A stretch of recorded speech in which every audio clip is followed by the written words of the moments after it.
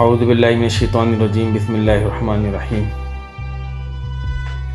ہماری بدقسمتی یہ ہے کہ ہمارے ملک کی جو حفاظت کرے، ہمارے ملک کا جو محافظ ہو، جو دین اسلام کا محافظ، جو جس نے ہمارے خانہ کعبہ کی حفاظت کری، اس کے مرنے کے بعد بھی ہمارے ملک پاکستان کی عدالتیں اس کی سزا، اس پر جو جھوٹے مقدمات تھے، ان پر جو جھوٹے کیسز بنائے گئے تھے، ان کے کیسز کو، ان کی سزا کو برقرار رکھتی ہے۔ اور دوسری طرف چور، ڈکیت، لٹیرے جو پاکستان کو نوچ نوچ کے کھا رہے ہیں، ان کی سزا اس طرح معاف کرتی ہے کہ جب وہ ملک واپس آتے ہیں تو ان کے لیے پورا نادرہ کا عملہ ایئرپورٹ پہ پہنچ جاتا ہے، ان کے لیے شناختی کارڈ بنانے کے لیے، ان کا شناختی کارڈ بنانے کے لیے۔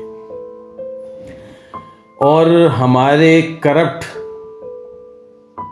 نظام، انصاف دینے والے، وہ مصروف ہیں پیسہ لے کر انصاف کو برائے فروغ کرنے کا۔ ہمارے ملک میں صرف اور صرف انصاف برائے فروخت ہے۔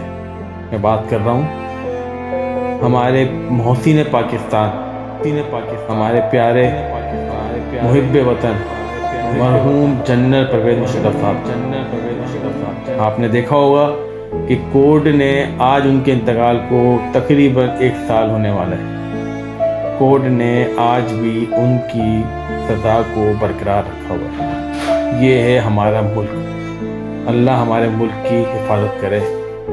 اللہ حافظ۔